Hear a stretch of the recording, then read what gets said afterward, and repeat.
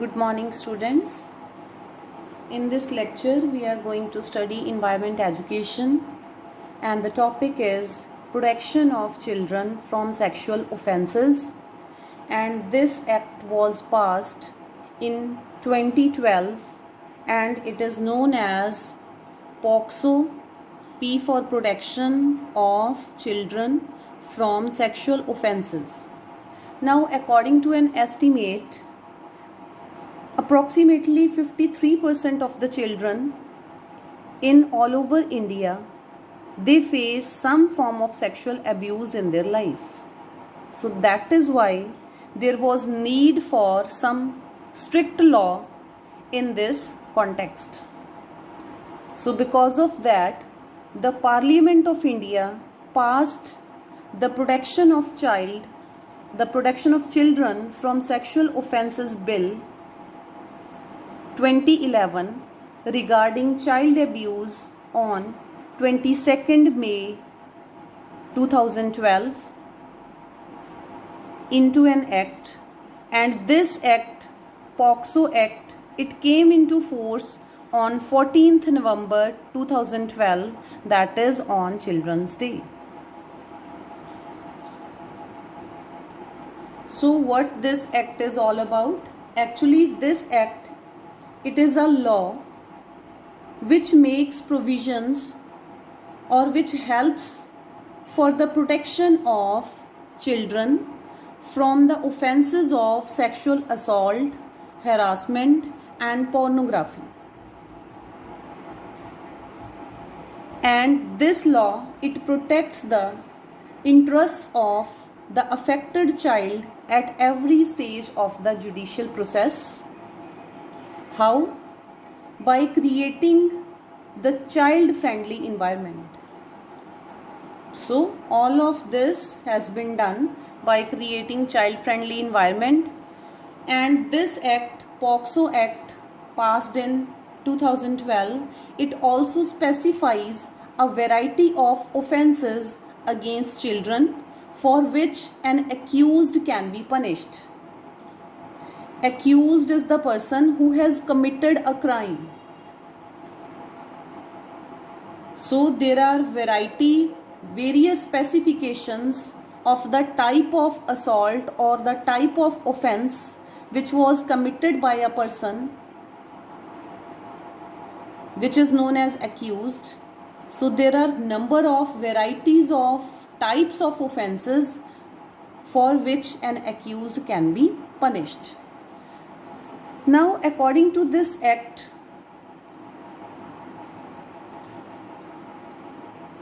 what is the meaning of the child?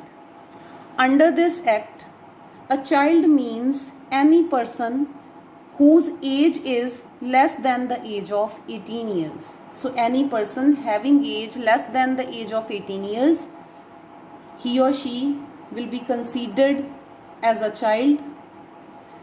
Now, under this act, any assault, it is considered to be more serious or worse under some special circumstances, like when the abused child is mentally ill. In that circumstance, the assault will be considered to be more serious. So there will be more strict punishment in that case.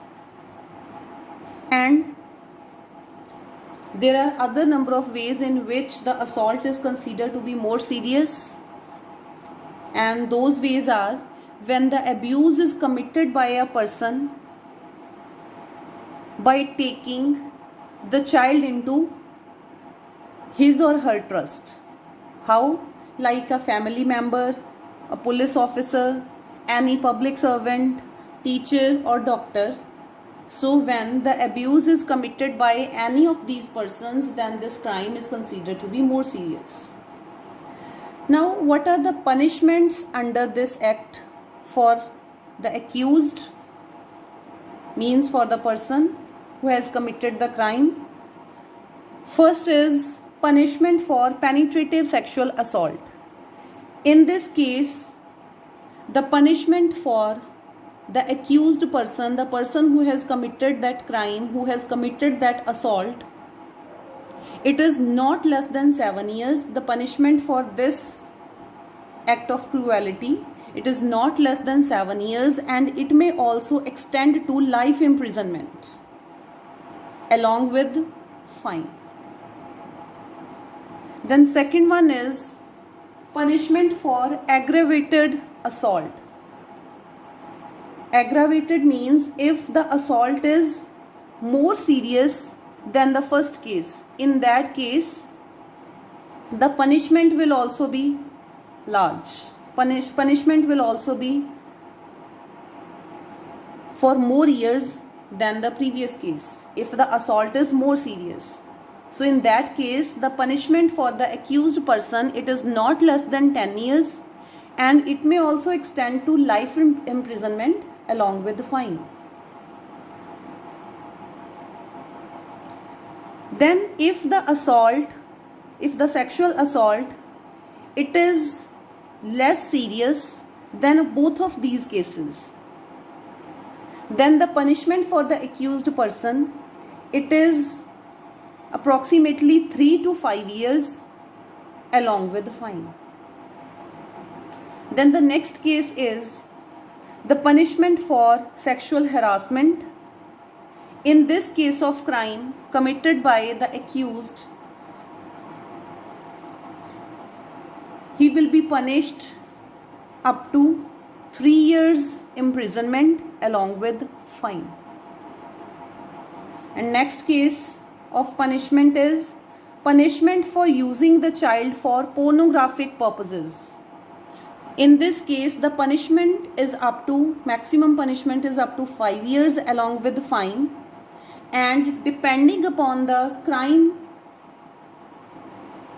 committed by the accused person, it may also extend to 7 years along with fine, or it may also extend to life imprisonment.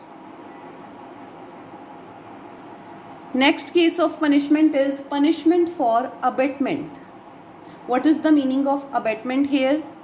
That we have one person who is committing the crime, and if any other person who is helping him in committing the crime,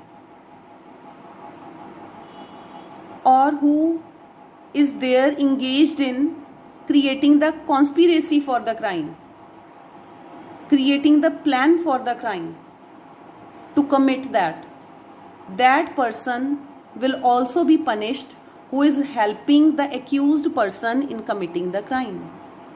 And the punishment for such type of crimes or abetment, it depends upon the offense. So punishment for abetment is if any person, he or she is engaged in a conspiracy or a plan to commit any offense, then the punishment for that person, it depends upon the offense, or it depends upon the situation. Then next is punishment for attempt to commit any offense. If anyone, he or she is trying to commit any crime, then what is the punishment in that case? He or she is not able to commit that crime, but they are attempting to commit it. Then in that case, what will be the punishment? The punishment is for a term which is half of the life imprisonment, because if he or she, if that person, he is successful in committing that crime, in that case the punishment may extend to life imprisonment. But if the person is failed to commit that crime, but he attempted to commit that offense, then in that case he or she will be imprisoned, and the punishment is half of the life imprisonment, or it will be half of the longest term of imprisonment which is provided for that particular offense along with the fine. So this is all about the act which was passed to protect the children from any kind of abuse. So this is all about this lecture.